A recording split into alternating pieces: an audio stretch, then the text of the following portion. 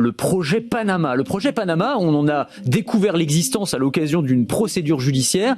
C'est le fait qu'Anthropic, pour entraîner ces derniers modèles d'intelligence artificielle, eh bien, dans le plus grand secret, Anthropic achète pour les numériser des millions de livres d'occasion, des bouquins papier, physiques qu'il achète à des revendeurs spécialisés pour les numériser et pour entraîner ces modèles. Donc en gros, ils ont des grands entrepôts spécialisés dans lesquels ces livres qui sont achetés par millions vont arriver. Il y a des grandes machines qui sont spécialement conçues pour ça, pour découper la reliure, pour trancher les pages une par une. Bah oui, c'est plus facile ensuite pour les scanner. Et puis ensuite, eh bien, on va utiliser la data contenue dans ces livres pour entraîner, pour alimenter et pour améliorer les modèles. Et une fois qu'on n'a plus besoin des bouquins, parce que les pages déchirées, ça sert plus à grand chose, eh bien, on les broie et puis on en fait du papier toilette. Enfin, on les recycle, ce qui n'est pas un avenir forcément très enviable pour les livres. En tout cas, l'objectif affiché, eh bien, c'est de convertir en 6 mois 2 millions de livres en données exploitables pour alimenter les algorithmes et les rendre toujours plus performants. Parce que le livre, il faut bien comprendre que c'est une matière première extrêmement précieuse. Bah oui, par rapport à ce qu'on trouve sur Internet où les géants de l'IA siphonnent toute la data, eh bien, ce sont des contenus longs,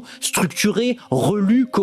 Donc, c'est une matière première très, très, très intéressante. Le problème, eh bien, c'est que ces livres, ce sont parfois des livres rares, des livres qui ne sont plus édités ou peu édités. Et donc, bah, du coup, on se retrouve avec une sorte de déperdition de ce point de vue-là. Alors, c'est pas les seuls, on parle d'Anthropic, mais on sait qu'Amazon fait la même chose. On peut imaginer que d'autres géants de l'intelligence artificielle fassent pareil. Mais ça montre bien à quel point cette course à la data est en train de devenir folle.